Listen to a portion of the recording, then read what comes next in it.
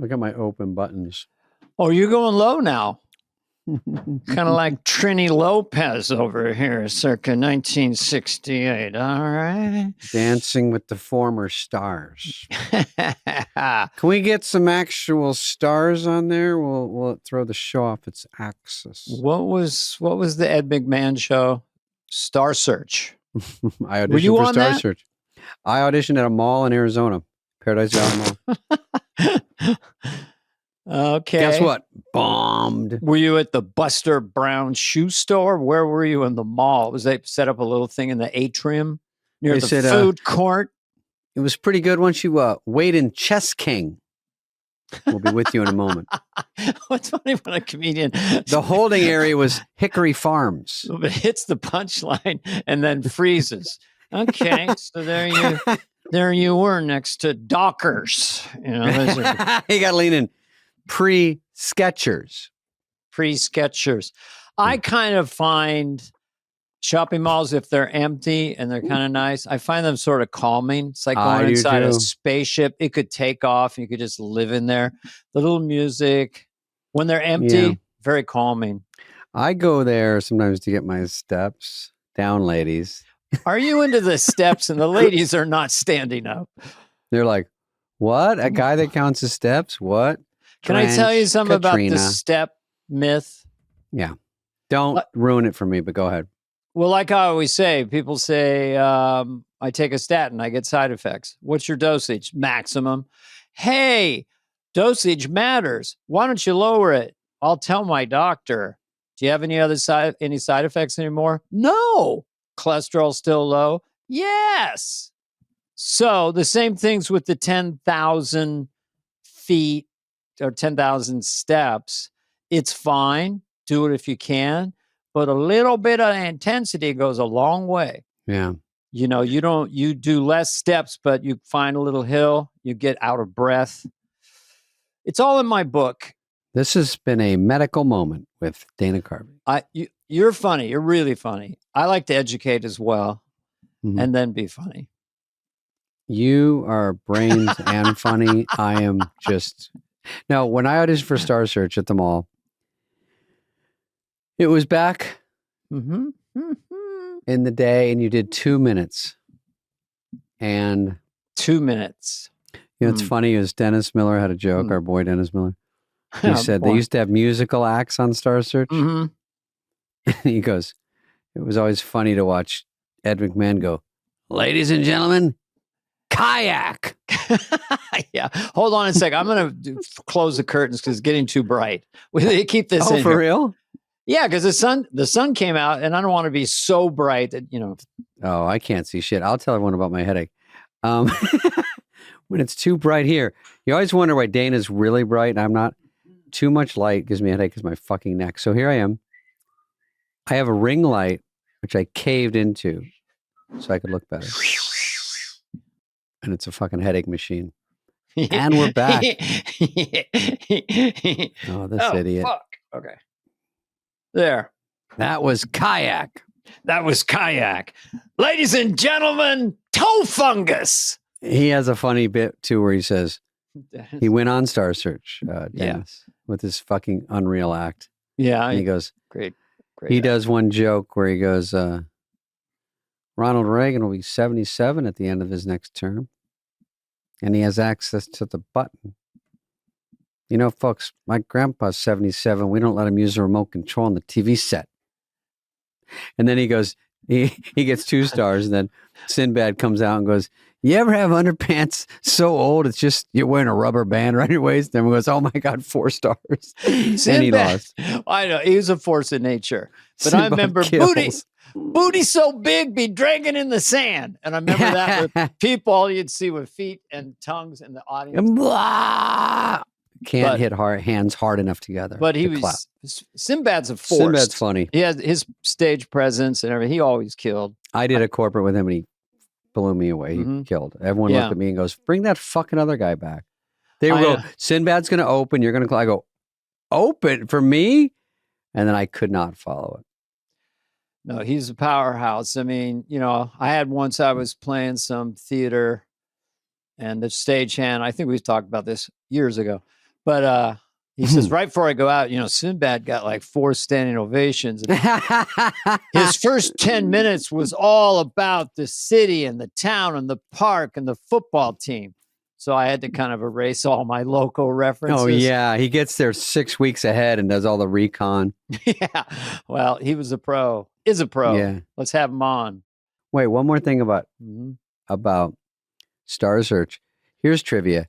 So I'm desperately thirsty to get Star Search. Just get anything happening in my career. It's a television show. Out in LA. Yeah.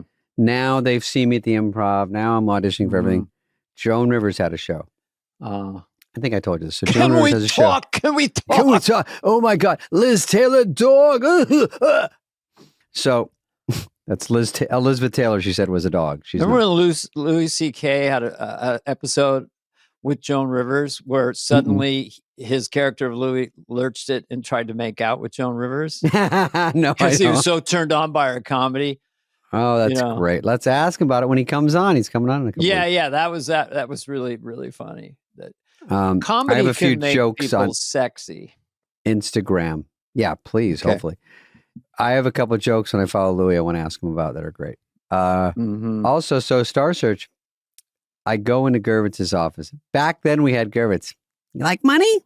Hey, handsome, what are you doing in the office? Oh, somebody's lost? Who's funnier than you?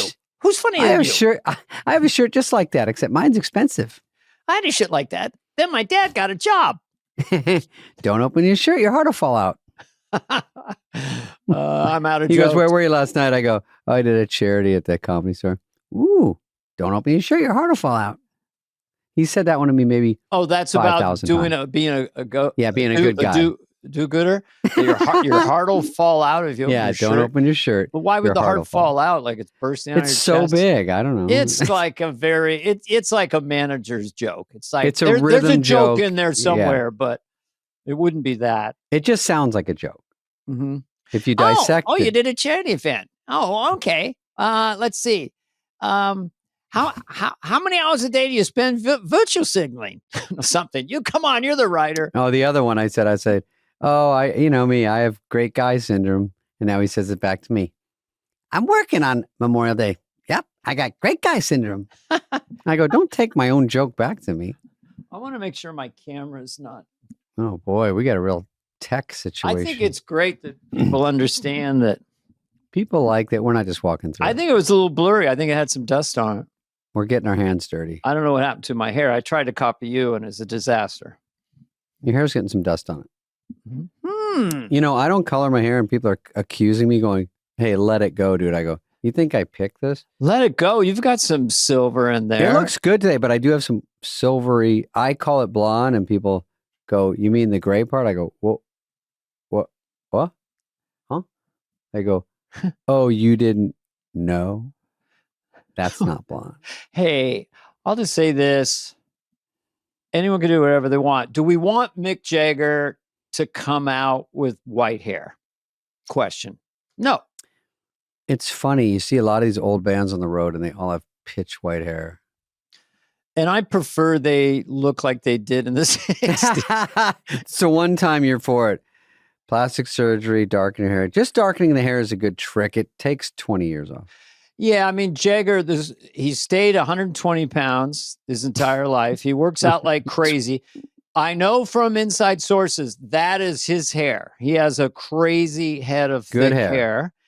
And so when you're watching him, and if they don't go like this, if it's head to toe, it's Great. Mick Jagger, man. I mean, it's enough He of also yeah. he So has a charactery face, which I think people appreciate down the line. Where I think girls can handle a guy with a lot of character in their face, which means a lot of bumps, bruises, wrinkles. well, experience. I mean, women, I read this recently, and this is not to offend women. This was a generalization by a woman psychotherapist.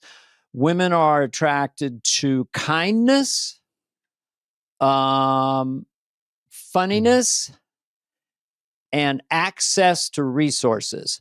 So Mick Jagger, he's kind. I don't know, he's smart, and he has access to resources. He has a garden hose. I've got a castle in Oh yeah, Spain, you know. that's a bigger resource than just, you know, But this Stuff was in your this was doomsday prepper closet. yeah. I know where I'll go when the apocalypse. Yeah, where are you comes. going? To Your my house, pantry. where you're Meet me in sitting. one of my pantries. We should have a plan. That's 700 feet below the ground where you are right now. Whoops, I shouldn't have said that. Actually, I'm in the basement. It is a bunkery. We're in the basement. Yeah, that's the place to be when the learning to radioactive cloud starts climbing up Laurel Canyon. Okay. Yeah. The big one went off. What am I, Glico? one of my skishi, the skishi, the Finnish guy who invented slalom skiing, circa 1932.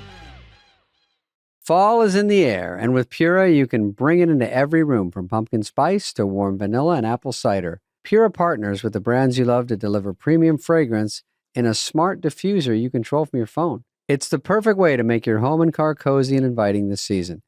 Don't wait. Discover smarter scenting today at Pura.com.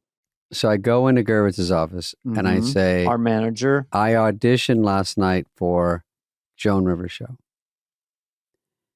at the Improv.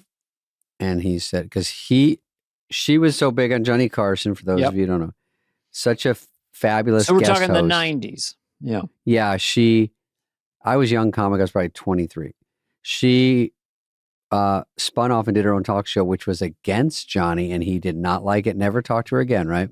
Well, I heard her side of the story, publicly, and I said,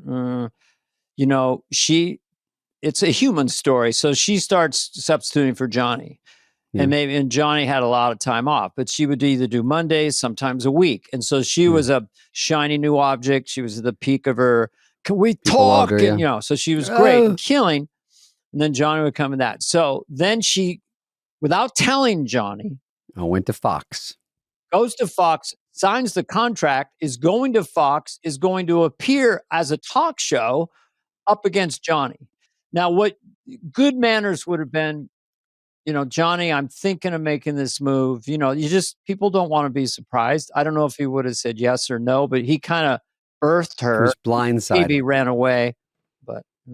And it's Fox's like signature show. Like they're newer. This is a big deal that they're going into late night television. I think she was 11 to 12. It would overlap with Johnny Carson. But Johnny, I got blacklisted. So Johnny he would draw a line. Sure. Sure. So here's Joan, does her show. It comes out all right. It's a big show because it's so pretty much big initially. press. Yeah. So she has, to have guest hosts. So she has Arsenio. Okay. Who eventually did so well. And he spun off.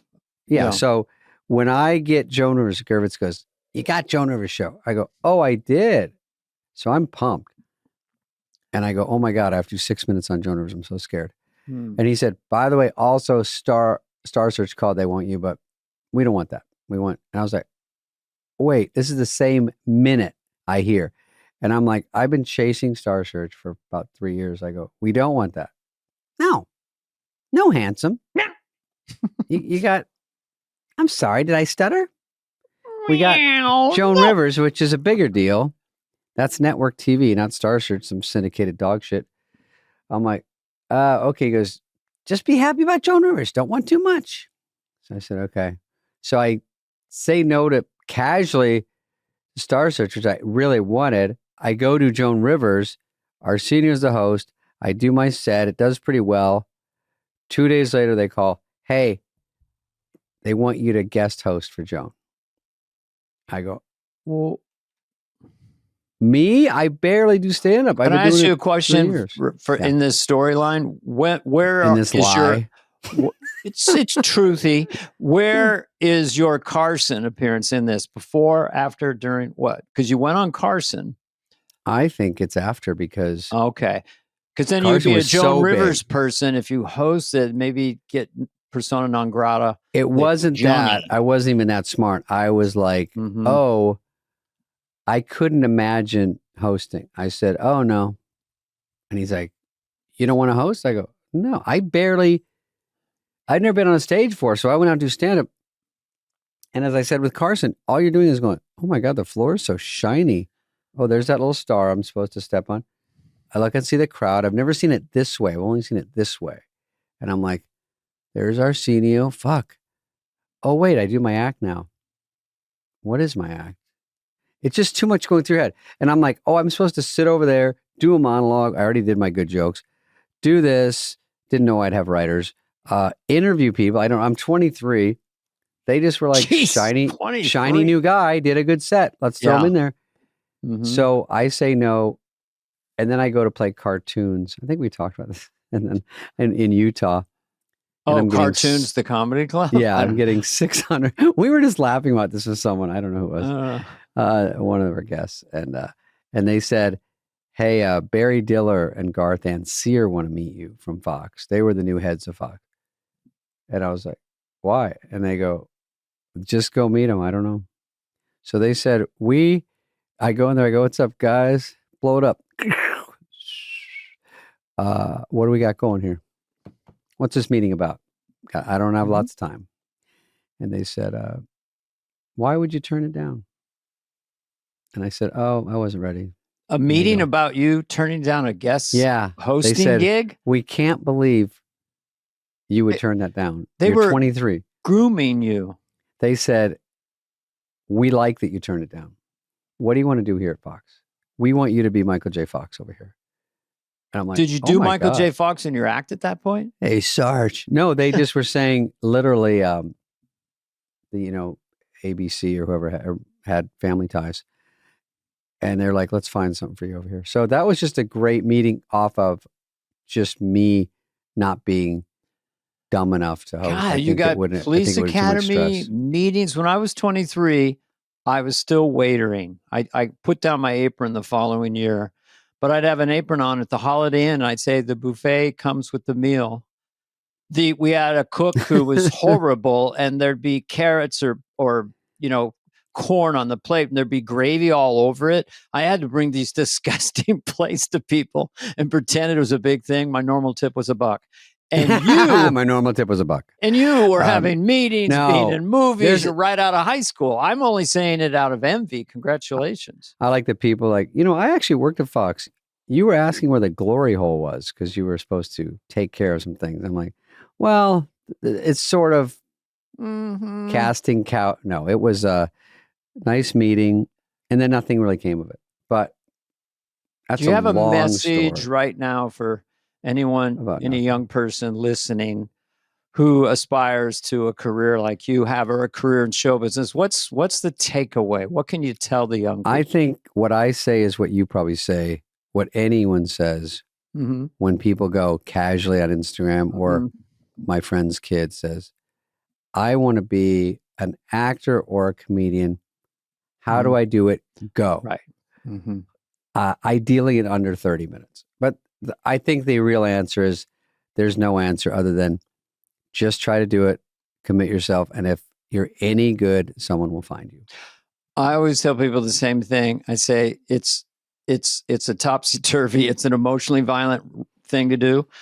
Only thing you can control in show business is trying to get better at what you do. So I'd say go to open mics, wherever you can find them, record your act, sit with the notes, and correct anything that doesn't seem clear, anything that's not funny. I've seen open micers who have an act that doesn't really work, happen to see them 2 years later, not one word changed. Yeah. So you just have to get better, and then see how good you can get, and then see what happens. But try not to be disappointed when people are killing before you, after you. Also, no, just pay attention to yourself. Nobody else. Yeah, you have to just worry about this. Because I remember when I told you that. Remember when I played the improv in Phoenix, and you were there, and you, Mr. Carvey, I was wondering. I gave you a Southern accent and a stutter. Yeah. Good set. All right, so should we do my thing? I guess I'm going to show a couple clips, because this is sort of, people are sometimes asking me how I come up with stuff and my thinking about how I do stuff. Okay, let's not play it. Should I talk about it first or play it? Discuss it first. I'll discuss it a little bit first. So set it up. So here we've queued up the Biden that I did. So at the time that I did Biden, I felt like he was a little underserved with the talk shows and so forth. So I just felt that because Trump was Mr. Border for like years. We got to close it. We got to close it like nobody's business. And then all of a sudden, about 6 months before the election, the Democrats saw that they were very vulnerable on this issue. So Biden comes out there as the border guy, almost aggressively. Out of nowhere. And I was also breaking down some hooks. I liked Biden as the 50s guy with the ice cream and also threatening people and his attitude. So this was me coming on to Biden, making this point of how funny it is that suddenly he's the border guy.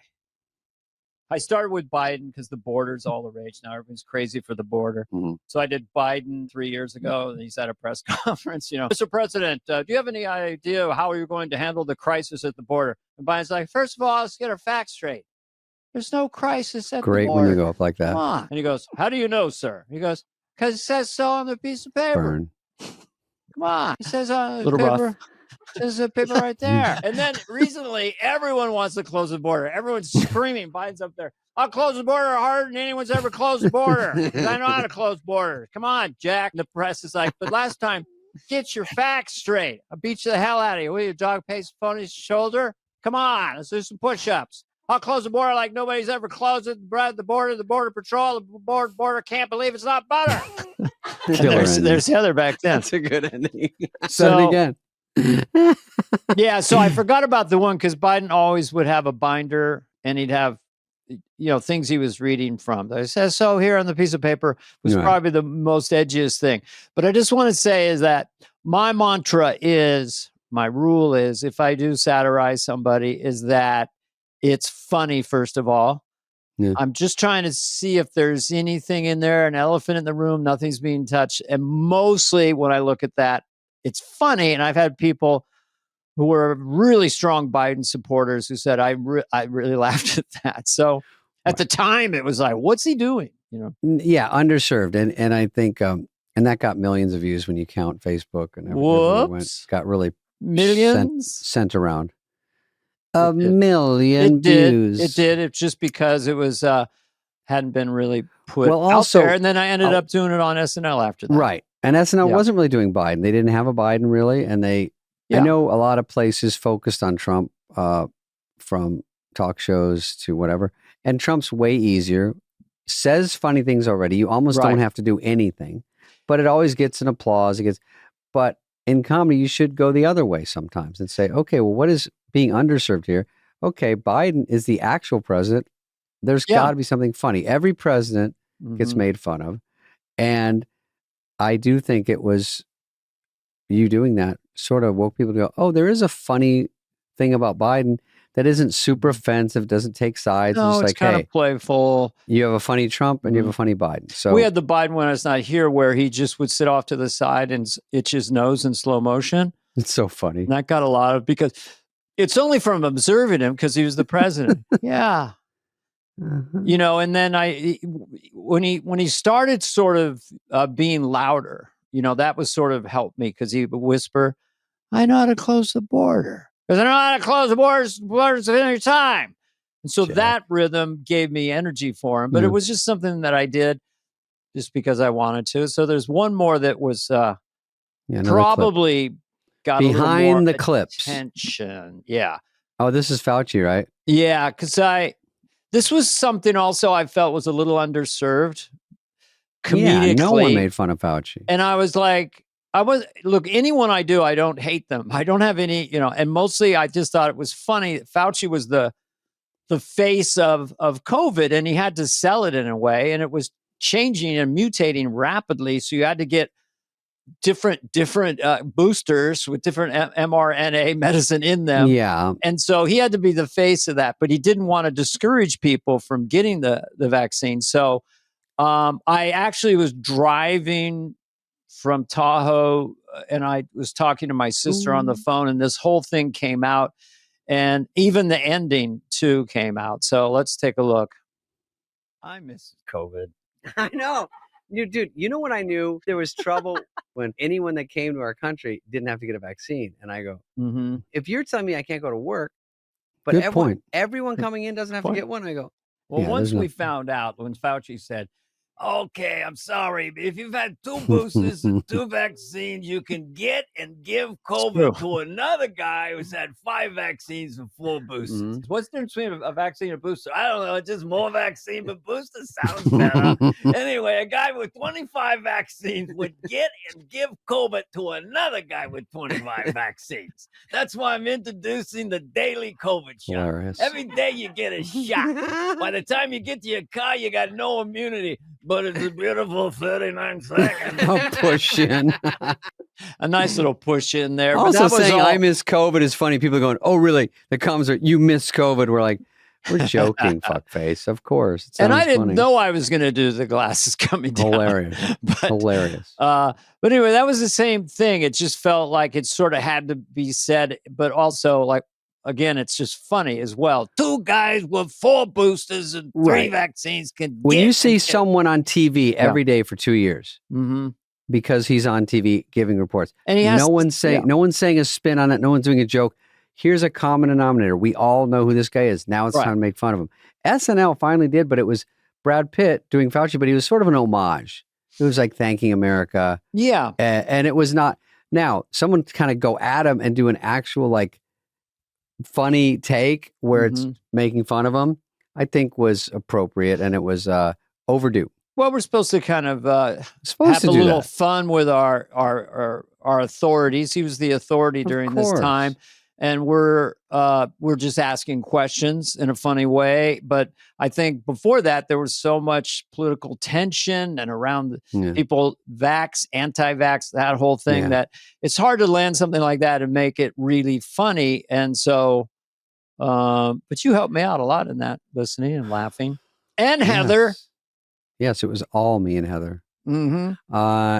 So that's good. That's behind the clips. Behind the clips. Number 1 thing, make sure it's funny when you satirize someone. Number 2, have some sort of truth that's not really been talked about. That's a little bit elephant in the room kind of stuff. And that was the job guys. that Fauci had to do. And it wasn't an easy job. As far as the Wuhan lab, that's a whole other thing. Every time they asked him, do you think the virus came from the Wuhan lab? That's highly unlikely. I don't think so. And then we found out that the NIH, which he's been was funding gain of function research. Doesn't mean it came from the Wuhan lab, but it was a little bit of a sidestep to go, I don't think so, Yeah, grouchy Fauci, he'd get mad. A little prickly sometimes. But COVID is back, but I guess it's weakened. A little prickly. Mm-hmm. Listen, you can't miss it if it doesn't go away. That's what Lauren used to tell me. David, they can't miss you if you don't go away. Oh. I said, like COVID? David, you should have hosted Rivers. It was a way to break out early. David, COVID needs to host. Are you boosted? Because you all should be boosted. I actually did. No joke. I'm not kidding around here. Talked to a pretty big doctor in LA, ears, nose, throat guy. And he just said that he was not anti-vax or pro-vax. He just said people who keep getting the boosters seem to be getting COVID more. Now, that's just one doctor's opinion, but, I don't know. I had it. I had the flu. It was worse. Yeah. Christ's sakes, I had he's got an immune system like Fort Knox. Nothing gets in or out. Okay. I was hosting for Kimmel, and I flew to Lake Tahoe, your precious place from your other story. And I was doing a show there, but I had to take a COVID test to host Kimmel on the Monday. So I take it on Thursday, fly to get one last vacation, and things are starting to open up a little bit. And I land, I go to the hotel, and I get a call. You've got COVID. Turn around and get back on a flight. Get the fuck out. I'm like, because I couldn't do my show. Second time I canceled. The third time I went up there was a fire near the casino in the mountains. Canceled again. So I didn't get to do it till probably the 4th or 5th time. God, how many times? There were 6 people left. How many times have you had COVID? I don't know, like 50. How many? What's normal? 40 is average. I'll let you know when I don't have it. I don't know if you have it. Asymptomatic is one of the funniest things to have with anything. You can say, I have asymptomatic blank. I knew young people who got COVID, people in their 20s, said they felt great. They just tested for it. I mean, some people got it harsher. I think in hindsight, maybe it was younger people and older people, but who knows? Let's get to the news stories. Clearly, if you're immunocompromised, you're a senior, you're a bit overweight, go ahead, get the vaccine. This is our boy, John Kennedy, who's always a crack up. He was talking about the pictures. Radioactive. One of the greatest pictures that has been put on this By the way, podcast. that's really him putting up this picture. It's like he's feeding candy to the alien that came out of the guy's stomach. No, what is the story? The story is something about they detected radioactive shrimp.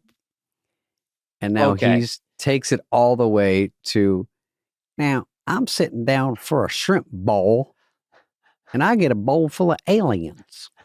You don't know. I can't even tell you what he's saying here. Yeah. But it just sounds funny that he goes all the way to bring this fucking picture to the room. He's got a good staff. I would need a picture of the alien creature that burst out of the belly of the man on the spaceship in the movie Alien. Not the big one. Way of expressing a visual of the radioactive shrimp. Yeah. My words. Preferably covered in blood, and the baby, not the big giant one. I'm not scared of that as much. I would like to make it look like I'm just kind of tickling the alien, so that if I reach over, it looks like we're pals. My words, not yours. Maybe a frozen bag of shrimps next to me, so I could compare the two and differentiate my point. What a great performer. We're so lucky I don't even to know have what he's a guy talking about that ever. funny in the Senate. His interviews with the people are so. You said on October 9th, you tweeted. You tweeted. Your Twitter, not mine. It's now X. Is it X? Okay. I know it is Twitter. That man never landed on the moon. Do you still believe that? Do you stand by those words? Your words, not mine. You ever seen something otherworldly? What about? He's like the new Carrot Top or Gallagher of those meetings because he brings props. He's got a suitcase. Well, the slow motion, we've seen it in movies, John Grisham novels, the super smart Southern guy who sounds like kind of dumb hick, and he moves in slow motion. He's always shuffling papers. And I don't quite know where this is, but he's laying a trap for the people he's interviewing. Then he finds them and they're like, shrimp boil. Okay, next one. Okay.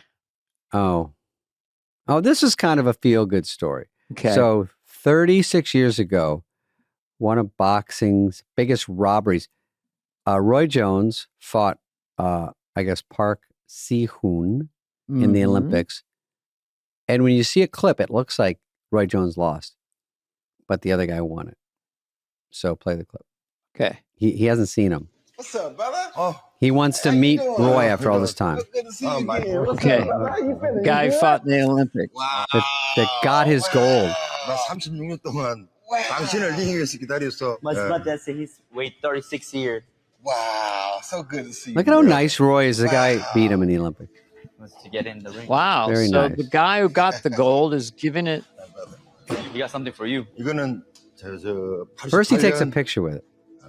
Then he explains he's giving it back to him. 88년도 서울에서 내 홈에서 이 금메달을 And it really hits him because for 36 years he's been told he won. He thought he won, and so he's. 로이 존스 주니어의 홈에서 내가 이 메달을. He won the gold at the time. He had the gold, but he wants to give it back to you. That it belongs to you. Wow. Oh my God, how heavy! Wow. So 36 nice. years he thought he'd Thank won God that for that gold. piano to tell me how to think. Yeah. And it was playing live there. Yeah, the guy was. See, here it is. Jones is the black guy in this. So when Jones is winning, they keep stopping it. I think that's what he's saying. Oh, they would just walk in. But Jones does look like he's winning. I know boxing very well, Dana. Jones in his heyday, I do know, is one of the best Unreal. boxers of all time. Look how Pound fast he is. for pound. Yeah, I coming like from to say left, that. right, moving in, boom, boom, boom. Yeah, it's not close. Yeah, they don't give the Korean the standing 8. It's almost over. No, I like it. Jones was great. Hands down, super fast. He says Jones has a tremendous lead. I think he said that.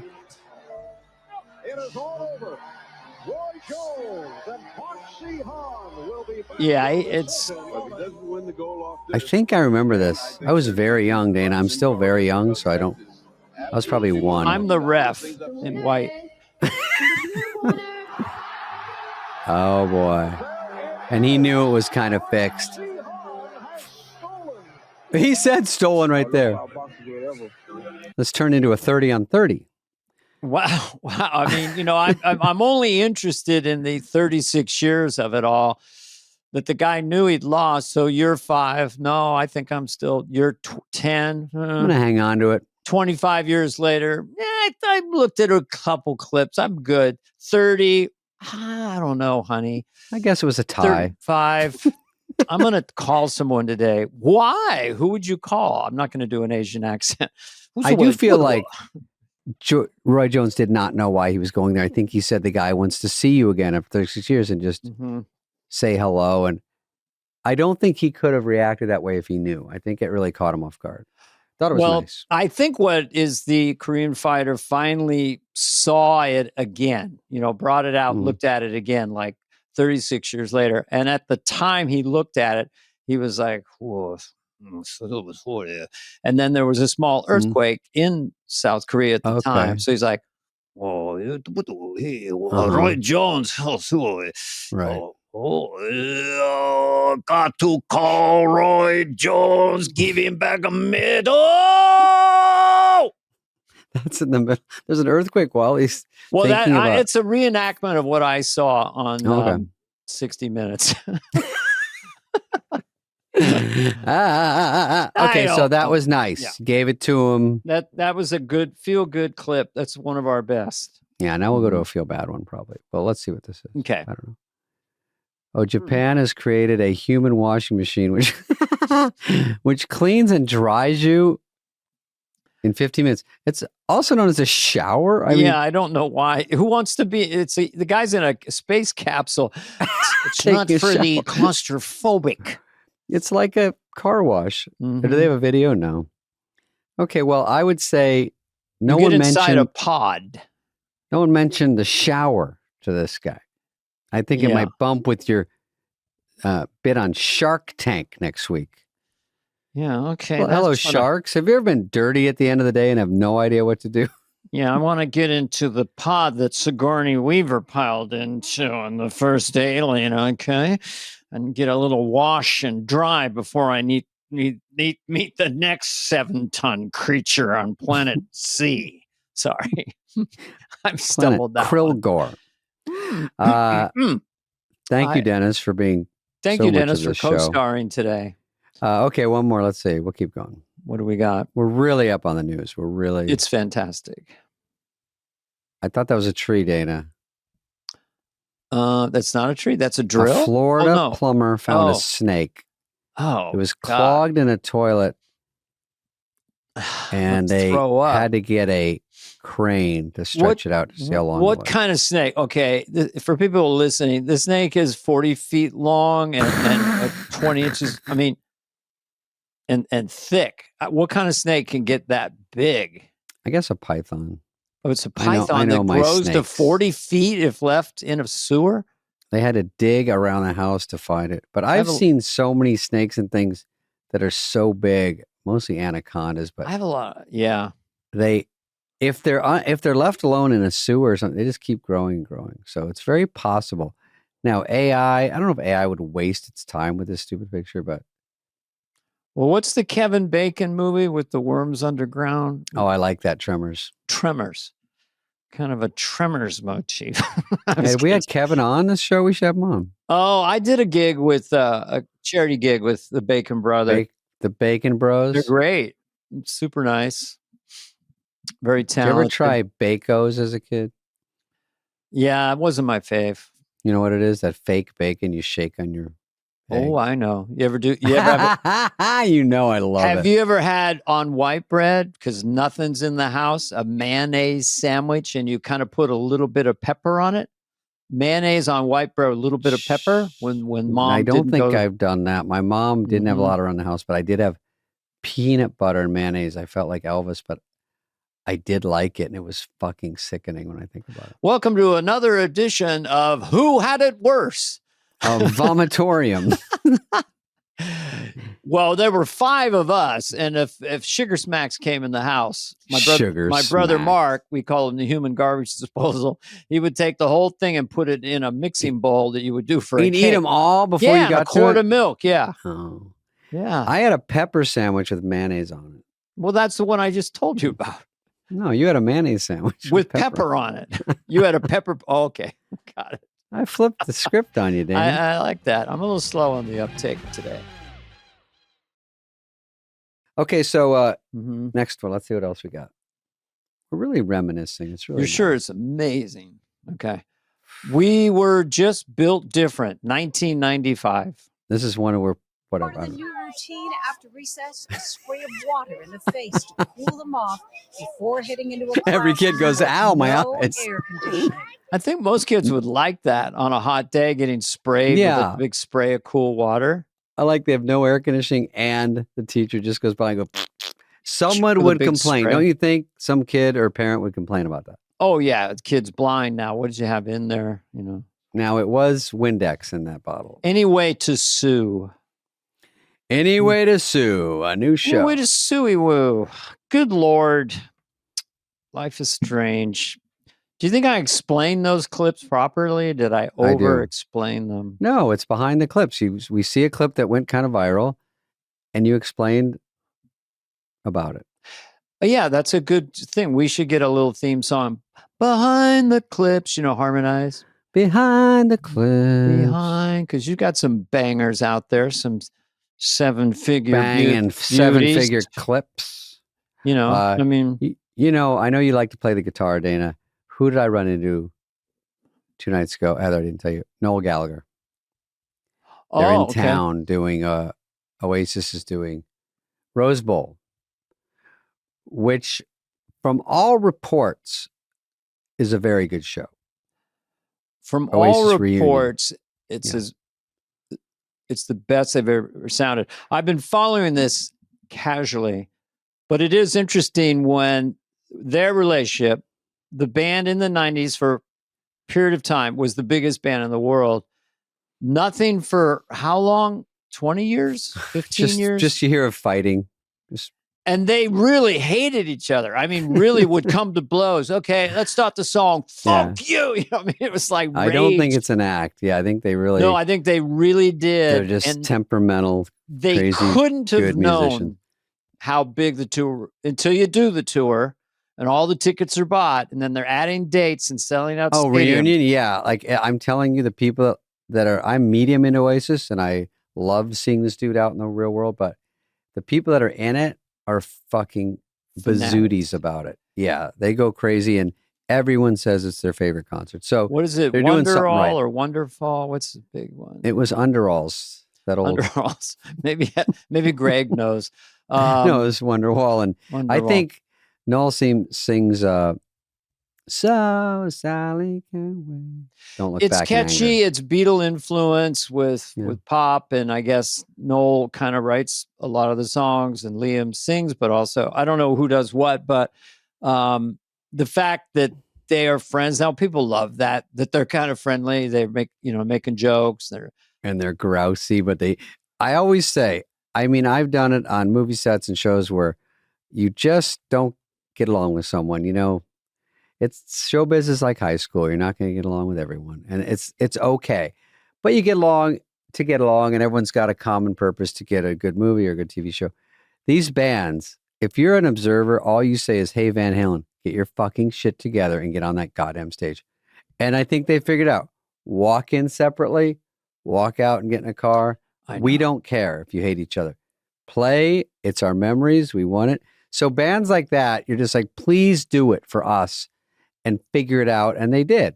And I love that. And it's not cynical to say now they're making a lot of money. They probably have a lot of money, but probably maybe you don't know what they really keep from their first wave of success. Yeah. This time. But, bands get mad because it was even in the Beatles documentary, Paul's doing, I think, Get Back, and then George has a solo or something like that, and Paul being the de facto producer of his song, well, maybe you could go a little doo-ba-doo, go do, and then George said, I'll play whatever you want, or I won't play at all, and then he quit the band the next day, but then he came back and they were buddies again.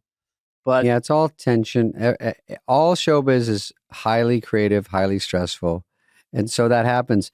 Glad they're back. I will see it now. I thought the Rose Bowl was a little much. I saw the Rolling Stones there, and it was where I was in the aisles, and I'm in the stands. And then people, because I was on the edge, they start coming up and kind of blocking you on the stairs. And then they kind of get in your row like this. Oh, the creep. Hey, and then people go, tickets. And they go, don't say anything. And I'm like, I can't say anything. You're fucking standing on my toes. Couldn't I just stand here? We're all standing because no one will sit. So now I'm standing and there's people standing in front of me here and I'm not supposed to rat them out. And then I'm like, this isn't fun. And also people, it gets scary because it's like a mob mentality. If there's any trouble, if there's any fights, you're toast. Well, this is where I think I said the other day, I don't think it's very profound, but at some point, if you have an attachment to, let's say, Oasis and some of their songs, and you're in the nosebleeds, you can barely see their screens. You just want to be able to say that you saw them live because the experience is horrible. We used to have Day on the Green. It'd be out on the football field and the grass and stuff. Right. I mean, if you said you were at Central Park for Simon and Garfunkel for their big show or Diana Ross in the Rain, like you were there. That's all that matters. I was at that piece of history. One place that would get big acts if they play more than one was Universal Amphitheater. It was 6,000. I loved it. And it was amphitheater. So I saw Neil Young there and stuff. And so that was intimate enough to really get into the thing. But Rose Bowl, is that like 80,000? Go ahead. Rose Bowl's fat. Rose Bowl's for football games. Yeah. And they've jammed them in like fucking sardines. I was playing when we did this last gig. When it says amphitheater, I thought that means outside, but the Universal Amphitheater is not outside. What does amphitheater mean? Amphitheater, I think, is just sloped down. It can be outside. Traditionally, if you think about Greeks and Romans, it was an outdoor amphitheater. And there aren't outdoor amphitheaters, but I think that was an amphitheater only in that it was like a bowl. It was slanted up like that. Yeah, I think and so. Like a round? Yeah. Mm-hmm. Yeah. It was coming from Roman days and stuff where the acoustics, you wanted to be as much people as possible where you can still hear the performers. Yeah. Mm-hmm. You know what I mean? No, I don't. I have one last question about Heather might look this up. The comedy festival before we go in Riyadh, is that a place? Saudi Arabia? In Saudi Arabia? There's a comedy festival. Hilarious. Mm-hmm. It's funny already. So the comics that are going are getting a little blowback because people are saying this. Now, there's arguments you shouldn't go there for this. Obviously, they're overpaying everyone. I've heard numbers. It's fucking fat and juicy on that front. Cartoon. Do you go because you say, I'm not going to contribute? Or do you hear that all these companies do business with them anyway, so everyone's hypocritical anyway? I don't know. What are your thoughts? Well, yeah, you have to, for a purity test, you have to go pretty deep because, there's so many companies involved, American companies involved with Saudi Arabia, and their commercials come on our television. It's not a cut and dried, simple thing. Exactly. It's a little blurry and murky, if you will. What one of Trump's early days of how he was different, because they talked about the Saudi king or prince who kind of had a reporter put into a suitcase, you couldn't really fit in the suitcase except with, one way. Yeah. and then Is Trump's- that the one where he went in the? Yeah, that's the And he current came out in a head of suitcase? Saudi Oh, yeah. Arabia. It was not the smartest. Putin's much better. You put poison on elbow, you walk by guy, you go like that, nobody knows, because Yeah. Trump you think we're so good, you think we're angels, you think we never take foreign people out, you don't think, Yeah. And it was very much like, what? You can't say that. So Yeah. We never know what our own people are doing. I don't know. I mean, sure, I turned down $2 million for 10 minutes, but am I a higher angel? Can I look down on the ones? No, I didn't. They gave me the offer was $3 million not to go, and I said, "They go, And we you're don't need to going? ruin it." No, the offer they did. I did get an offer about this. For me, it was a couple things, but I would say also the Southwest flight there is too much. You have to stop. Yeah, in I don't Houston. like to fly enough to go halfway around the world. I would just be curious: do they pay the taxes for you? Oh, I mean, is it net? I think in Dubai there are no taxes, but I think If you work over there, does the IRS in America? I don't know. Maybe you have to live there to get no taxes, but I know Canada. A lot of people bristle because you double dip. You have to pay all these Canadian. Because I want to go to Toronto and Vancouver, and I will, but you're going to get hit, so you will definitely not make. It's more like let's just do it. It's fun and there's good crowds. I love playing Canada, but the last time I played it was a long time ago because I got threatening letters to my home, like I didn't pay tax, and I had accountants to pay the tax. We have the same guy. I had to pay tax, and I have to hire an accountant in Canada, and I have to pay province, and I have to pay the whole country, and then it's a write-off. And it's then a whole, I pay it's a whole ours, thing. our U.S. So really, that's it. But anyway, love Canada too, and I will do it. I've done it. I will. I shall return. So no for you on Chop Chop Square. That's where they're holding this, which is even more comical. Chop Square. Chop Square. Which I think is just sort of like some weird that they would call dastardly things going on there. Yeah, but it is hooky. It's a hooky name. Right. If there's one silver lining, where did you get killed? Chop Square. They're like, that's a good name. Should have thought of that. Yeah, I mean, they had comedians back in the Middle Ages. Hey, you're going to do the Attila the Hun thing. You get like 4,000 horses and 200 dancing women. I don't know. I am. I'm not even political. I'm just going to go. I mean, Attila, I guess when you meet him, he's kind of a nice guy, but Attila the Hun Comedy Fest. Why? All right. Well, Dana. Thanks for coming on. I appreciate you having me. I want to come on again. Just if you ever have a fallout, let me know. I'll come on. No, I'm serious. I enjoyed this podcast. I'm not getting around here. Come on, folks. I'm being serious. Folks. The eyes going down is so funny. What about it's a great 38 seconds? That's why I'm introducing I call it now Tony's Daily Shot. Every time you go up, every day you go to your healthcare provider and you get a shot. By the time you get to your car, you got no immunity, but it's a beautiful 39 seconds. There you go. Better with sunglasses. Let's end on that. It is funny. All right. Hey guys, if you're loving this podcast, which you are, be sure to click follow on your favorite podcast app. Give us a review, 5-star rating, and maybe even share an episode that you've loved with a friend. If you're watching this episode on YouTube, please subscribe. We're on video now. Fly on the Wall is presented by Odyssey and executive produced by Dana Carvey and David Spade, Heather Santoro and Greg Holtzman, Maddie Sprung-Kaiser, and Leah Reese-Dennis of Odyssey. Our senior producer is Greg Holtzman, and the show is produced and edited by Phil Sweettech. Booking by Cultivated Entertainment. Special thanks to Patrick Fogarty, Evan Cox, Maura Curran, Melissa Wester, Hillary Schuff, Eric Donnelly, Colin Gaynor, Sean Cherry, Kurt Courtney, and Lauren Vieira. Reach out with us any questions to be asked and answered on the show. You can email us at flyonthewall@odyssey.com. That's AUDACY.com.